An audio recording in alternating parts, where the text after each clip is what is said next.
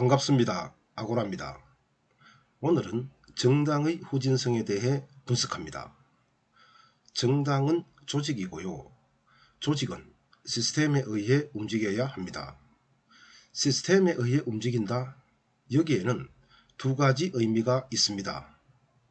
하나는 당원들의 의사에 따라 당헌과 당규가 만들어지고, 이렇게 만들어진 당헌과 당규를 당원 대부분이 수용하고 준수하는 시스템, 그러한 시스템에 의해 당이 운영된다는 겁니다. 다른 하나는 정당이 시스템에 따라 운영되고 절차적 정당성을 가진다고 할지라도 특정한 1인을 위해 움직이거나 특정한 1인을 배척해서는 안됩니다. 즉, 특정한 1인이나 특정한 세력이 시스템을 이용하여 자신의 세력을 만들면 안된다는 겁니다. 그런데요, 민주당과 국민의힘에서 정당의 본질을 벗어나는 현상이 나타나고 있습니다. 민주당은 특정한 1인을 보호하기 위해 일사불란하게 움직이고 있고요. 국민의힘은 특정한 1인을 쳐내기 위해 일사불란하게 움직이고 있습니다. 이러한 작태는 독재체제, 즉 전체주의, 권위주의, 술탄주의에서 볼 수 있는데요. 2022년의 대한민국에서 이러한 현상이 나타나고 있으니 기가 막힐 뿐입니다. 이전 방송에서 민주당을 분석했는데요. 오늘은 국민의힘을 살펴봅니다. 참고로 민주당에 대한 방송은 2022년 9월 8일 이재명 1인에 올인하는 민주당을 시청해 주시기 바랍니다. 국민의힘에서 이준석을 쳐내려는 시도가 계속되고 있는데요. 이준석은 가처분으로 대응하고 있습니다. 언제 끝날지 모르는 이준석 사태, 민생정치의 실종으로 국민만 손해를 보고 있습니다. 그럼 지금부터 국민의힘 주류 세력이 이준석 1인을 쳐내려고 하는 이유를 알아보고 국민의힘의 미래를 예측해 봅니다. 국민의힘이 자기 집이 쓰러지는 손해를 감수하고 이준석 1인을 쳐내려고 하는 이유가 무엇일까요? 한마디로 이준석과 함께 할 수 없으니 이준석을 쳐내라는 윤석열 대통령의 지령, 그리고 차기 총선에서 공천을 받으려면 이준석을 쳐내라는 윤석열 대통령의 지령을 충실히 따를 수밖에 없는 초재선 의원들의 복종 때문이죠. 윤석열 대통령은 대통령이 되기 전부터 이준석 당대표를 인정하지 않았죠. 최초의 사건은 당대표인 이준석을 패싱하고 국민의힘에 기습적으로 입당한 사건입니다. 윤석열이 검찰총장을 그만두고 대통령 선거에 출마하기로 결심했을 때 이준석 대표는 국민의힘 입당을 권유했죠. 국민의힘 대통령 후보가 선출된 후 무소속 윤석열 후보와 단일화는 없다는 강경한 태도를 고수하면서요. 윤석열은 무소속으로 대통령 당선이 불가능하다는 점을 인식하고 국민의힘에 입당하게 되는데요. 윤석열은 국회의원도 해보지 못한 이준석이 입당하지 않으면 국물도 없다고 협박한 데 대해 앙심을 품고 2021년 7월 30일 이준석이 당대표 자격으로 호남 일정을 소화하고 있는 틈을 타 기습적으로 국민의힘 당사를 방문해서 입당 원서를 제출하게 되죠. 당시 윤석열의 입당 원서는 권영세 대외협력위원장이 받았습니다. 여기에 대해 윤석열은 입당 후 가진 기자와의 질의응답에서 이준석 대표의 지방 일정은 제가 몰랐다. 입당 인사는 다음 주에 하면 된다. 이렇게 변명했지만 이 말을 믿는 사람은 거의 없죠. 대통령 후보가 되려고 국민의힘에 입당하는 사람이 당대표의 일정도 파악하지 않고 무작정 입당 원서를 들이밀지는 않기 때문입니다. 윤석열이 이준석을 무시하는 이유는 자신은 검찰총장까지 지냈고 대통령 적합도에서 가장 높은 지지율을 기록하고 있는데 반해 이준석은 이렇다 할 공무원 직위를 가진 적이 없으며 국회의원에 단 한 번도 당선되지 않은 무관의 당대표였기 때문이죠. 윤석열은 2021년 7월 30일 국민의힘에 입당한 후 2021년 11월 5일 국민의힘 대통령 후보에 선출되었는데요. 이후 선거기간에 이준석 대표와 두 번 부딪혔죠. 첫 번째가 이수정 교수의 영입과 관련된 분쟁입니다. 2021년 11월 30일 이준석 대표는 모든 당무를 취소하고 연락을 끊은 채 칩거에 들어갔는데요. 이유는 윤석열 캠프에서 이수정 교수의 영입을 통보하지 않았고 세종시 방문해서 이준석을 패싱했기 때문이었습니다. 2021년 12월 3일 윤석열 후보가 울산으로 내려가 이준석 대표를 만났고 주요 정책에서 이준석, 윤석열, 김기현 3자 협의 그리고 대통령 후보의 당무 우선권 행사 시 이준석과 협의 등을 약속하면서 화해했습니다. 두 번째는 친윤계 최고위원의 당대표 무시입니다. 2021년 12월 21일 다시 이준석 대표는 상임선대위원장직을 사퇴하고 지방으로 내려갔죠. 조수진 윤석열 캠프 공보단장이 김건희의 허위 이력에 대해 적극적인 대응을 주문하는 이준석 당대표 겸 상임선대위원장의 지시를 거부하고 윤석열 후보의 말만 듣겠다고 항명했기 때문이죠. 2022년 1월 6일 당시에도 국민의힘 의원총회에서 윤석열 후보가 이준석 대표에게 사과함으로써 화해했습니다. 윤석열 후보, 이준석 대표, 국민의힘 이 3자가 구성한 선거연합. 이 선거연합 덕분에 윤석열은 2022년 3월 9일에 치러진 제20대 대선에서 이재명 민주당 후보를 누르고 제20대 대통령에 당선되었고 2022년 5월 10일부터 임기를 시작했습니다. 윤석열 대통령에게는 고민이 있었죠. 바로 국민의힘에 뿌리가 없는 상태에서 5년 동안 대통령 역할을 하기가 어렵다는 겁니다. 그래서 결정한 게 국민의힘을 자신의 전의대로 만들어 국정 운영을 뒷받침하게 하는 건데요. 문제는 이준석이었습니다. 당대표로 인정하기 싫은 이준석이기에 국민의힘에 입당할 때 패싱을 했는데 여전히 당대표가 이준석이고 이준석과 국정을 논의해야 하니 특히 대통령 선거에서 당선되기 위해 두 번이나 고개를 숙였던 생각을 하니 화딱질이 났을 겁니다. 윤석열 대통령, 이준석을 쳐내고 친정체제를 구축하고 싶은 마음이 간절한데 이준석이 대중적 지지도와 당원들 사이에서 인기가 높으니 당대표 소환으로는 성산이 없다는 것이 문제였죠. 그래서 윤석열 대통령은 우회로를 선택합니다. 바로 윤리위원회를 통한 징계를 이용하여 이준석 대표를 국민의힘에서 내치기로 한 겁니다. 윤핵관의 맏형인 권성동 의원이 원내대표인 상황에서 당대표가 고리되면 권성동이 당대표 권한대행이 되고 사고가 되면 권성동이 당대표 직무대행이 되기 때문에 윤핵관 중심의 국민의힘이 가능해지는 상태였죠. 시기가 적절했던 겁니다.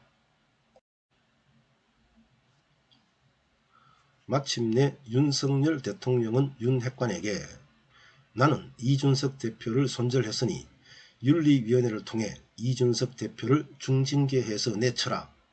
이러한 메시지를 전달하게 됩니다. 물론 이러한 메시지가 직접적일 수도 있고 간접적일 수도 있습니다. 2022년 6월 30일 윤석열 대통령은 윤핵관으로서 이준석 대표와 자신 사이에서 중간 역할을 하던 당대표 비서실장 박성민 의원을 사퇴시켰죠. 윤리위원회는 이러한 윤석열 대통령의 의중을 읽고 이준석 대표에게 당원권 정지 6개월이라는 중징계를 내렸습니다. 윤석열 대통령은 직접적이든 간접적이든 다음과 같은 메시지를 윤핵관과 윤리위원회에 내렸을 겁니다. 대선 전국에서 이준석 대표가 2번이나 반기를 들었다.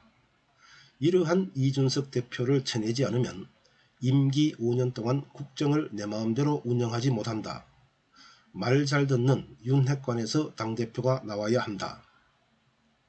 권성동 원내대표는 재빨리 의원총회를 열어 이준석 대표에 대한 징계를 사고로 규정한 후 자신을 당대표 직무대행으로 선언하고 국민의힘을 윤핵관 중심으로 탈바꿈시키기 시작합니다.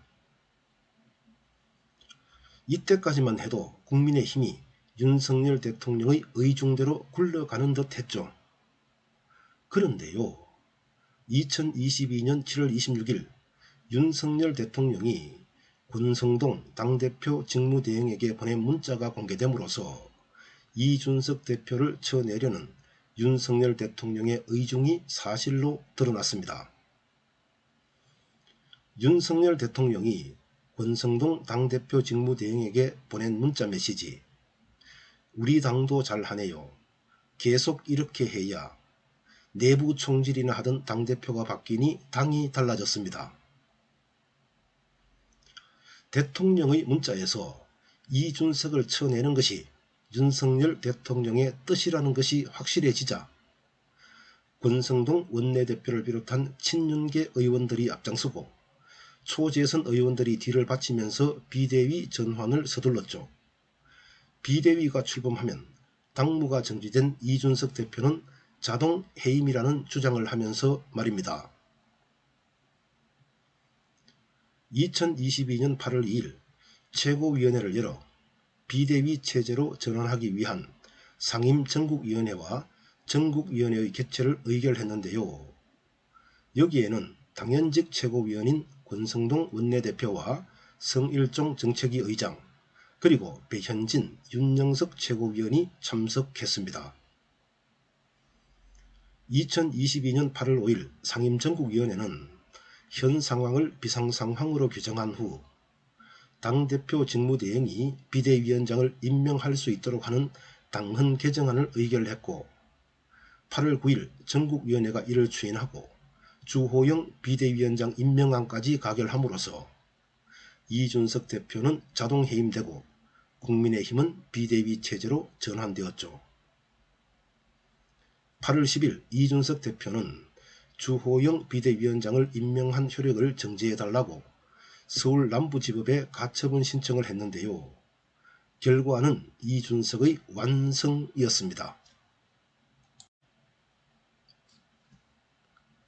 8월 26일 서울 남부지법 민사합의 51부 황정수 부장판사는 주호영 비대위는 위법하며 이러한 위법한 비대위로 이준석 대표가 자동 해임되면 이준석 당대표가 회복 불가능한 손해를 입게 되므로 본안소송이 확정되기 전까지 주호영 국민의힘 비대위원장의 직무를 정지하는 결정을 했죠.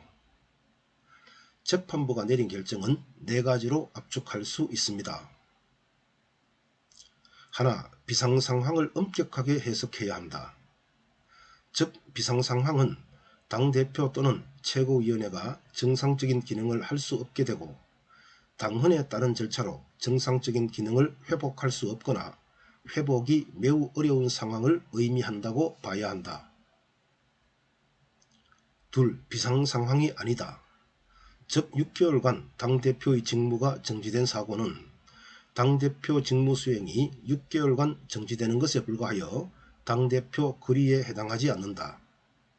원내대표가 직무대행으로서 당대표의 직무를 수행하고 있어서 당을 대표하는 의사결정에 지장이 없으므로 당대표 거리에 준하는 상황이라고도 할 수 없다. 셋. 당기구의 기능 상실을 가져올 만한 외부적 상황이 발생하지 않았다. 즉 일부 최고위원들이 지도체제의 전환을 위하여 비상상황을 만들었다고 보는 것이 타당하다. 이는 지도체제 구성에 참여한 당원의 권리를 침해하는 것으로서 정당민주주의에 반한다. 넷. 최고위원의 사퇴가 최고위원회의 기능상실이 아니다. 즉 최고위원회 정원의 과반 이상이 사퇴하더라도 최고위원회의 기능상실 또는 이에 준하는 사유가 아니다. 최고위원 중 일부가 사퇴해도 남은 최고위원들로 운영이 가능하다. 그러나 국민의힘은 법원의 결정을 받아들이지 않고 다시 비대위를 꾸리는 과정을 밟습니다. 이준석의 복귀는 죽어도 안 된다는 거죠. 8월 29일 직무가 정지된 주호영 비대위원장을 제외하고 권성동 비대위원장 직무대행 주도로 주호영 비대위 체제에서 임명된 비대위원들이 선출직 최고위원 5명 중 4명 이상이 사퇴를 할 경우 비상상황으로 규정하는 당헌 개정안을 의결했고요. 8월 30일 의원총회를 열어 이와 같은 내용의 당헌 개정안을 결정했고 이러한 당헌 개정안은 9월 5일 전국위원회를 통과했고 9월 8일 전국위원회가 당헌 개정안과 정진석 비대위원장을 추인했습니다.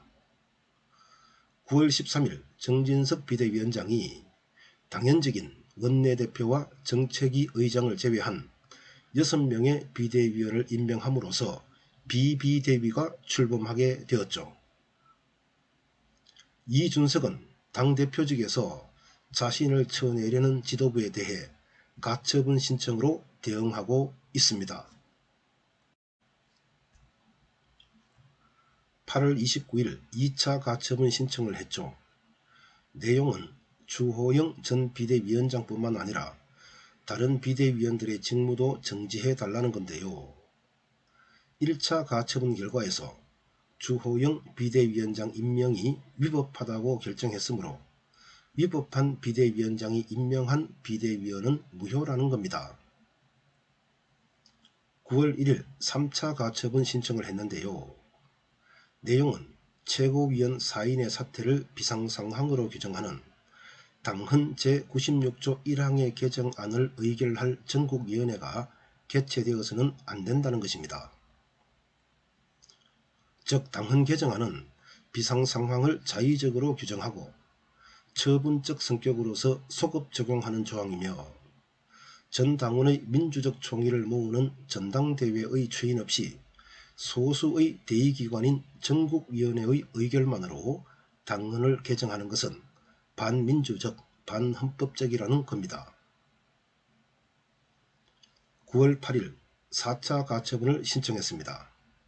정진석 비대위원장의 직무를 정지하고 당헌 개정과 정진석 비대위원장을 의결한 전국위원회의 효력을 정지해달라는 건데요. 선행 가처분의 인용 결정에 따라 주호영 비대위원장 임명, 비대위원 임명, 그리고 비대위 설치 자체가 무효이므로 무효에서 틀을 잡은 새로운 비대위원장의 임명과 새로운 비대위원의 임명 역시 당연히 무효라는 겁니다. 이준석은 당헌 개정안의 반헌법성도 주장하고 있죠. 최고위원 4명이 거리한 경우 비대위 전환이 가능한 비상상황으로 본다는 당헌 규정은 소급 입법에 해당하고 특정 개인을 겨냥한 처분적 법률이라는 겁니다. 게다가 이준석은 비대위원이 확정된 날, 즉 9월 13일 3차와 4차 가처분에 대한 본안소송도 제기했습니다. 지금까지 벌어진 이준석 사태, 국민의힘 주류 세력의 이준석 쳐내기. 민주주의 국가에서 정당은 시스템에 의해 움직여야 하는데요. 국민의힘은 대통령의 지시와 이를 따르는 주류 세력에 의해 움직이며 이러한 움직임이 정적 1인을 쳐내는 데 집중되고 있습니다. 따라서 국민의힘은 민주적 정당이 아니라 독재 국가에서 존재하는 정당이라고 할 수 있습니다. 그럼 이준석 대표가 제기한 가처분 신청, 결과가 어떻게 될지 예측해보고 방송을 마무리합니다. 2022년 9월 14일 2차와 3차 가처분 신청에 대한 신문이 있었고요. 결과는 28일에 진행될 4차 가처분에 대한 신문을 마친 후 한꺼번에 결정하게 됩니다. 이준석의 가처분 신청, 결과가 어떻게 될까요? 법리적으로만 본다면 인용됩니다. 왜냐고요? 1차 가처분에서 주호영 비대위가 위법하다. 위법한 비대위가 출범하면 이준석이 대표에서 자동 해임되기 때문에 사고 상태인 이준석 대표가 복귀할 수 없는 등 회복할 수 없는 손해를 입는다고 하면서 주호영 비대위원장의 직무를 정지시켰습니다. 1차 가처분 결정이 위법하다고 판단한 비대위가 비상상황에 대한 당헌 개정을 의결한 후 상임전국위원회와 전국위원회를 개최하여 당헌 개정과 정진석 비대위원장을 추인했기 때문에, 즉 법원이 위법하다고 한 비대위에서 당헌 개정과 비대위원장 임명이 진행되었기 때문에 가처분이 인용될 수밖에 없습니다. 법리적으로만 보면 이준석의 가처분은 인용될 것이고 국민의힘은 원내대표 중심의 최고위원회로 돌아갑니다. 문제는 윤석열 대통령이죠. 윤석열 대통령이 이준석을 내치기로 마음먹은 이상 법원에 영향력을 행사한다면, 혹은 윤석열 대통령의 임기가 초반인 점을 의식하여 법원 스스로 윤석열 대통령의 의중을 반영한다면 이준석이 제기한 가처분이 기각될 수 있습니다. 물론 이준석이 제기한 가처분이 인용되더라도 윤리위원회가 이준석의 과거 발언, 즉 윤석열 대통령과 국민의힘 주류 세력을 개고기, 양두구육, 신군부 등으로 비유한 발언을 문제 삼아 제명이나 탈당 권유 같은 중징계를 내린다면 문제는 복잡해지겠죠. 이준석이 가처분과 징계 무효소송으로 대응할 것이기 때문이죠. 감사합니다. 아고라입니다.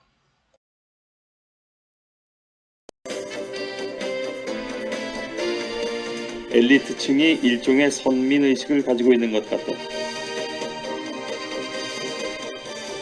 청문회 때마다 늘 불거지는 고위공직자들의 병역 의혹 등이 이번 청문회에서도 똑같이 되풀이되고 있는데요. 경남대 이재영 교수의 말입니다. 이 교수는 청문회 때 여야가 병역 문제자를 철저히 배제하는 식의 전례를 만들어야 한다면서 이렇게 말했습니다.